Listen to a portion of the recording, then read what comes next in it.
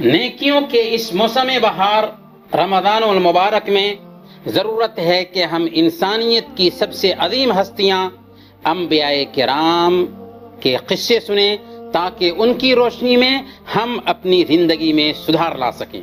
تو آئیے سنتے ہیں پروگرام نبیوں کے قصے۔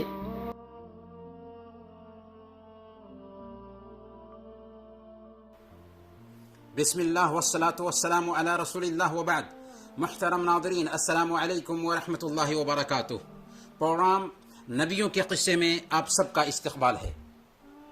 موسیٰ علیہ السلام کے قصے کے ضمن میں آج ہم فرعونیوں پر عذاب الہی کے نزول، فرعون کی غرقابی اور بنو اسرائیل کی نجات کے قصہ کو بیان کریں گے۔ جب فرعون نے موسیٰ علیہ السلام کی دعوت کا صاف صاف انکار کیا، جادوگروں کو ایمان لانے کے جرم میں سولی پر لٹکا دیا، اپنے خاندان کے مومن کی بات کو بھی خاطر میں نہیں لایا، تب اللہ رب العالمین نے فرعون اور اس کی قوم کو مختلف طرح کے عذاب سے دوچار کیا۔ یہ عذاب کیا تھے؟ آئیے اسے ہم جانتے ہیں۔ سب سے پہلے ان کو قحط سالی اور پھلوں کی کمی سے دوچار کیا تاکہ وہ نصیحت حاصل کریں۔ اللہ تعالیٰ نے فرمایا وَلَقَدْ أَخَذْنَا آلَ فِرْعَوْنَ بِالسِّنِينَ وَنَقْصٍ مِّنَ الثَّمَرَاتِ لَعَلَّهُمْ يَذَّكَّرُونَ، ہم نے فرعون کو اور ان کے لوگوں کو کئی سال تک قحط اور پیداوار کی کمی میں مبتلا رکھا۔ کیوں؟ شاید کہ وہ ہوش میں آئیں، لیکن ان کو ہوش نہیں آیا، انہوں نے اپنے آپ کو نہیں سدھارا، کیونکہ وہ بے ہوش قوم تھی، مدہوش قوم تھی۔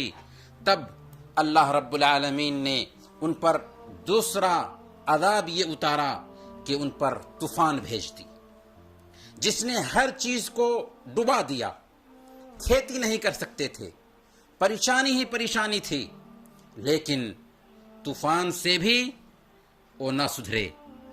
تب اللہ رب العالمین نے ان کے اوپر ٹڈیوں کا عذاب بھیجا، ٹڈیاں نازل کی جنہوں نے ان کی کھیتوں اور کھلیانوں کو کھا کر بھوس کر دیا۔ اب بھی نہ سدھرے تو اللہ تعالیٰ نے ان پر جوؤں کا عذاب بھیجا، جنہوں نے زمین کی ہر چیز کو چاٹ لیا اور ان کے بدن میں جوں ہی جوں پھلنے لگے، ان کے کھانے اور غلے ختم کر دیے اور راتوں میں کاٹ کاٹ کر ان کی نیند حرام کر دی۔ جب اب بھی نہ سدھرے، اب بھی ان کا سدھار نہ ہوا، تب اللہ تعالیٰ نے ان پر میڈک کا عذاب بھیجا، جو ان کے کھانے پینے کے برتنوں میں پھدکنے لگتے تھے۔ جب کوئی قبطی کھانا کھانے جاتا تو میڈک اس کے کھانے میں پھدک کر داخل ہو جاتا تھا۔ عجیب صورتحال تھی، لیکن اس سے بھی فرعونی نہیں سدھرے۔ تب اللہ رب العالمین نے ان کے اوپر خون کا عذاب بھیجا۔ خون کا عذاب کیا تھا؟ ان کے پینے کا پانی خون بن جاتا تھا۔ پانی کو دیکھتے کہ ٹھیک ٹھاک ہے، لیکن جب پینے جاتے تو وہی پانی خون بن جایا کرتا تھا۔ ایک ہی کنویں سے اسرائیلی پانی نکالتا تو وہ پانی پینے کے قابل رہتا تھا، اور جب قبطی نکالتا تو اس کے لیے وہ پانی خون بن جایا کرتا تھا۔ اللہ تعالیٰ نے اس عذاب کا ذکر سورہ الاعراف میں فرمایا فَأَرْسَلْنَا عَلَيْهِمُ الطُّوفَانَ وَالْجَرَادَ وَالْقُمَّلَ وَالضَّفَادِعَ وَالدَّمَ آيَاتٍ مُفَصَّلَاتٍ فَاسْتَكْبَرُوا وَكَانُوا قَوْمًا مُجْرِمِينَ۔ آخر کار ہم نے ان پر طوفان بھیجا، ٹڈی دل چھوڑے، سرسریاں پھیلائیں، میڈک نکالے اور خون برسایا۔ یہ سب کیوں کیا؟ یہ سب نشانیاں الگ الگ کر کے دکھائیں، مگر وہ سرکشی کیے چلے گئے اور وہ بڑے ہی مجرم لوگ تھے۔ فرعونیوں نے اپنا دستور یہ بنا رکھا تھا کہ جب بھی کوئی عذاب آتا فوراً موسیٰ علیہ السلام کے پاس آتے اور منت سماجت کرنے لگتے، یا موسیٰ ادع لنا ربک بما عہد عندک لئن کشفت عنا الرجز لنؤمنن لک ولنرسلن معک بنی اسرائیل۔ اے موسیٰ، تجھے اپنے رب کی طرف سے جو منصب حاصل ہے اس کی بنا پر ہمارے حق میں دعا کر دو، اگر تو ہم سے اس بلا کو ٹلوا دے تو ہم تیری بات مان لیں گے اور بنو اسرائیل کو بھی تیرے ساتھ بھیج دیں گے۔ ہر بار آتے اور یہی بات کہتے۔ حضرت موسیٰ علیہ السلام ان کے ساتھ ہمدردی رکھتے ہوئے ان کے لیے دعا کرتے، عذاب ٹل جاتا، لیکن پھر وہ اپنی پرانی روش پر لوٹ آتے تھے اور پھر عذاب آ جاتا تھا۔ پھر موسیٰ علیہ السلام سے دعا کراتے تھے اور پھر اپنی پرانی روش پر لوٹ آتے تھے۔ اور عجیب بات یہ ہے کہ یہ عذاب صرف فرعونیوں اور قبطیوں پر آتا تھا، اسرائیلی اس عذاب سے بالکل محفوظ ہوتے تھے۔ جب ہر طرح کی نشانیوں کے باوجود فرعون اور قبطی خود کے سدھار کے لیے تیار نہ ہوئے تو موسیٰ علیہ السلام نے تھک ہار کر ان کے خلاف اللہ رب العالمین سے دعا کی۔ سورہ یونس آیت نمبر 88، ربنا اطمس علی اموالہم واشدد علی قلوبہم فلا یؤمنوا حتی یروا العذاب العلیم۔ اے رب، ان کے مال غارت کر دے، ان کے مال کو برباد کر دے، ان کے دلوں پر ایسی مہر کر دے کہ ایمان نہ لائیں جب تک کہ دردناک عذاب نہ دیکھ لیں۔ چنانچہ اللہ تعالیٰ نے حضرت موسیٰ علیہ السلام کی دعا قبول فرمائی اور موسیٰ علیہ السلام کو حکم دیا کہ آپ رات میں بنو اسرائیل کو لے کر یہاں سے نکل جائیں، اب عذاب کا وقت آ چکا ہے۔ حکم کے مطابق موسیٰ علیہ السلام رات کے وقت ہی بنو اسرائیل کو لے کر مصر سے نکل جاتے ہیں۔ جب فرعون کو بنو اسرائیل کے نکل جانے کی خبر ملتی ہے تو فرعون بہت غضبناک ہوتا ہے اور فوج کے چیف کو حکم دیتا ہے کہ ان کا تعاقب کیا جائے، ان کو گرفتار کیا جائے، بلکہ خود فرعون اپنے لشکر سمیت بنو اسرائیل تک پہنچ جاتا ہے۔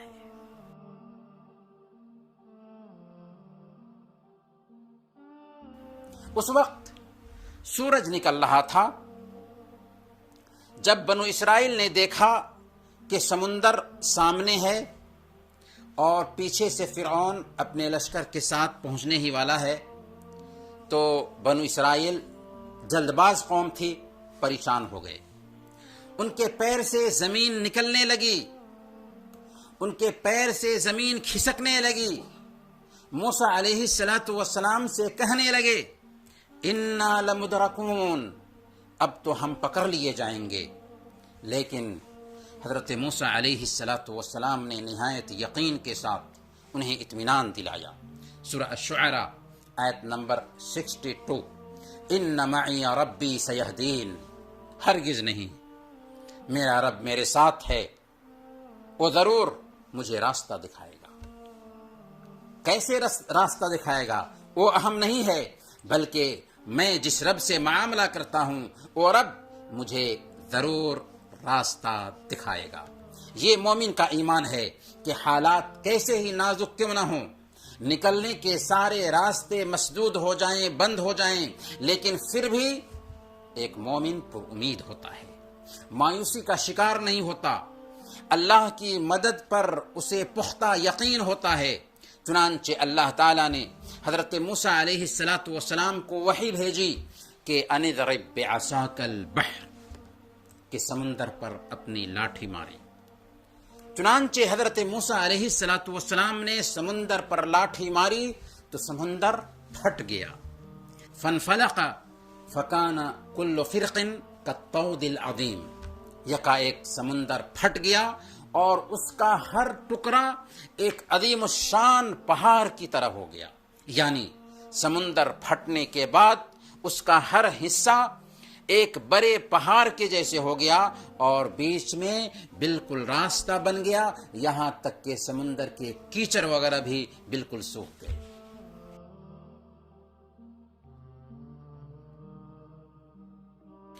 بنو اسرائیل خوش ہو کر جلدی جلدی ان راستوں میں داخل ہو گئے۔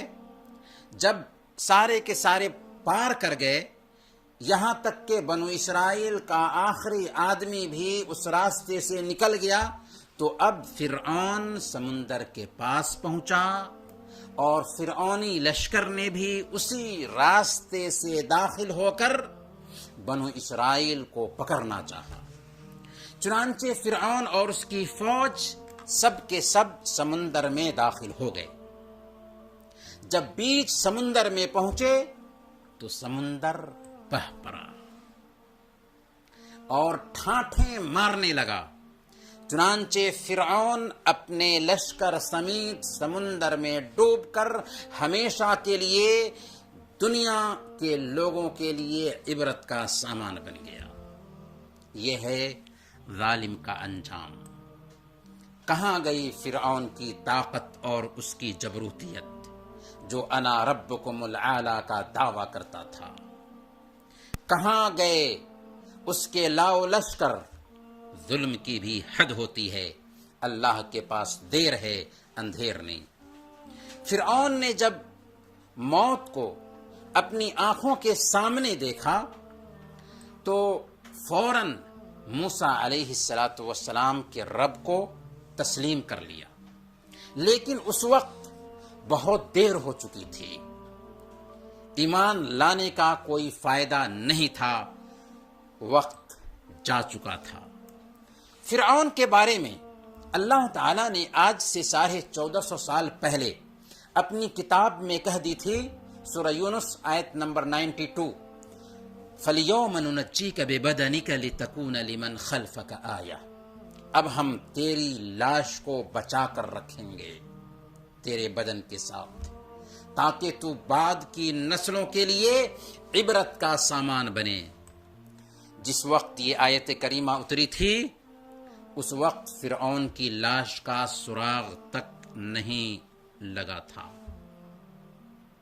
19ویں صدی کے آخر میں اس کی لاش کی دریافت ہوئی، جبکہ قرآن نے 1450 سال پہلے اس حقیقت کا انکشاف کر دیا تھا۔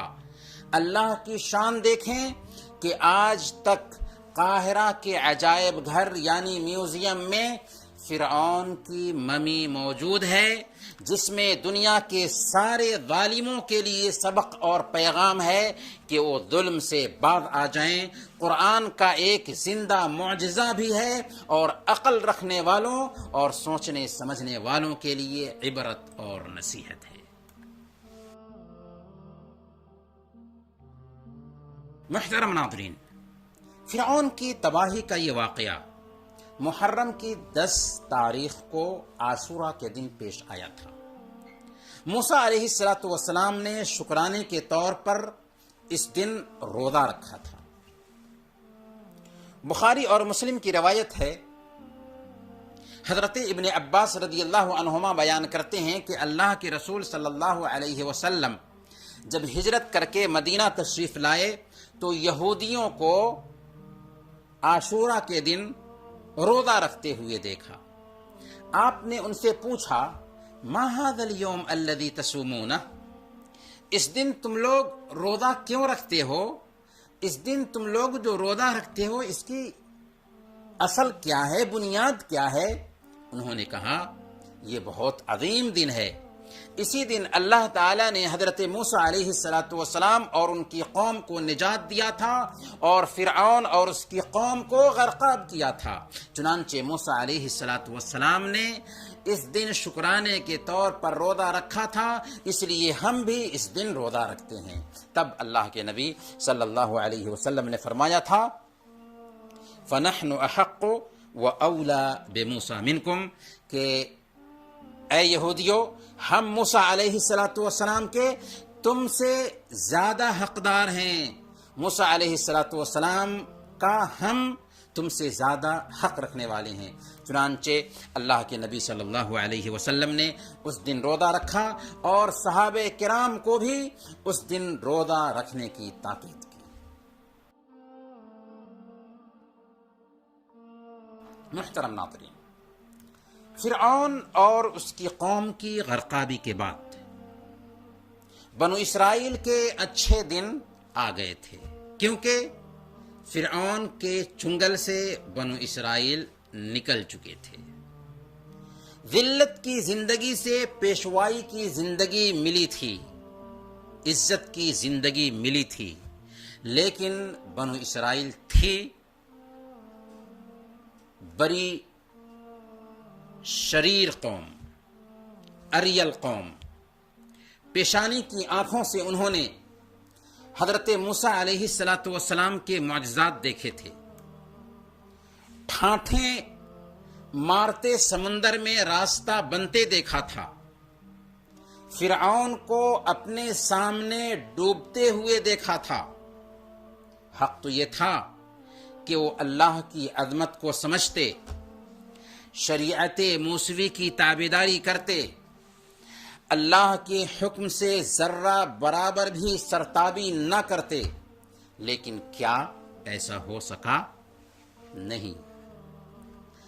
سمندر سے نجات پانے کے بعد ابھی راستے ہی میں تھے تو ان کا گزر ایک ایسی قوم کے پاس سے ہوا جو بتوں کی پوجا کر رہے تھے۔ بت گائے کی شکل کا تھا۔ یہ دیکھ کر ان جاہلوں نے حضرت موسیٰ علیہ السلام سے مطالبہ شروع کر دیا۔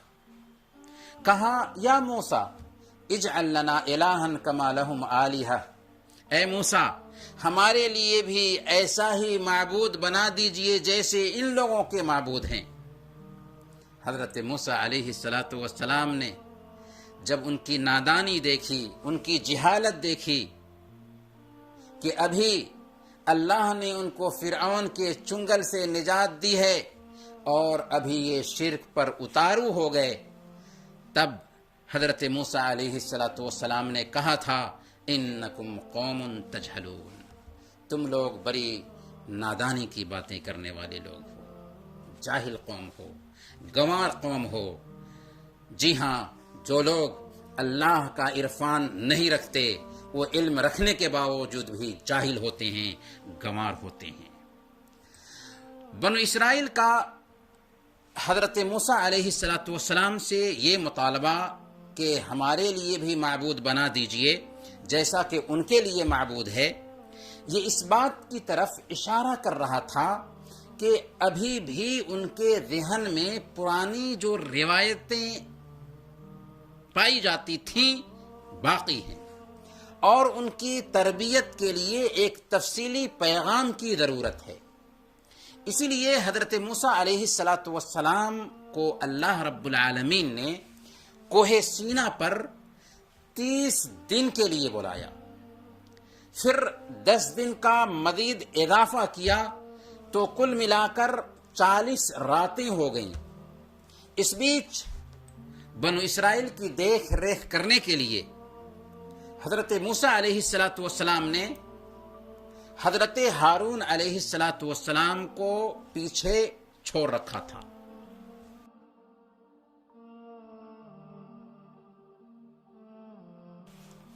محترم ناظرین، جب 40 دن مکمل ہوا تو اللہ تعالیٰ نے حضرت موسیٰ علیہ السلام سے گفتگو کی۔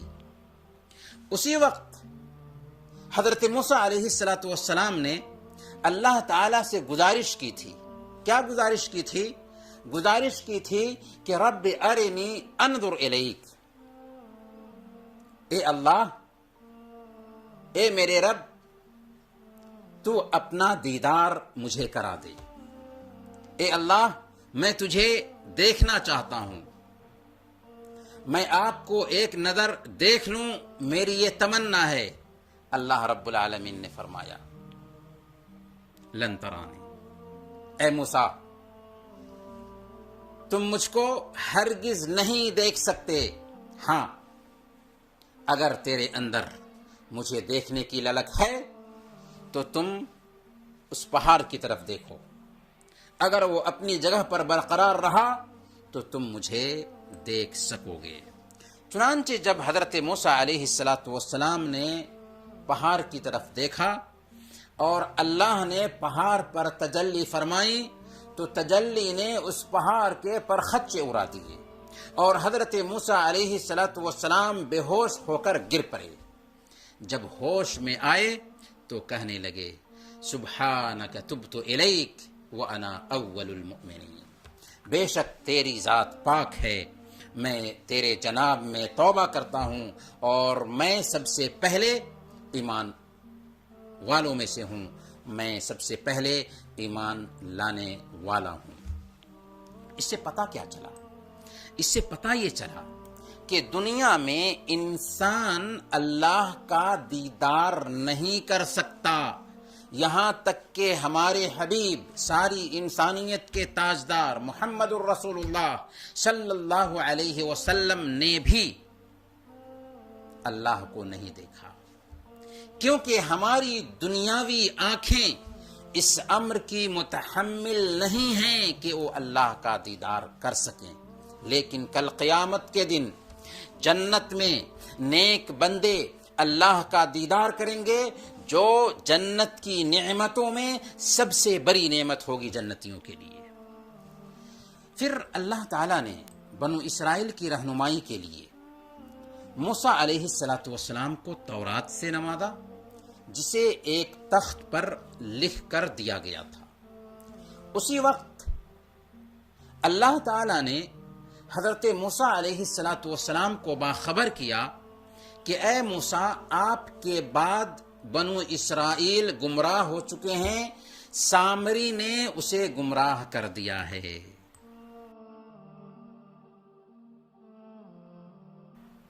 اس گمراہی کی تفصیل کچھ یوں ہے کہ جب بنو اسرائیل مصر سے نکل رہے تھے تو اپنے ساتھ اہل مصر کے بہت سے زیورات اور سونے بھی لے کر آ گئے تھے۔ پھر یہ سوچ کر کہ یہ ان کے لیے حرام ہے، بنو اسرائیل نے انہیں پھینک دیا۔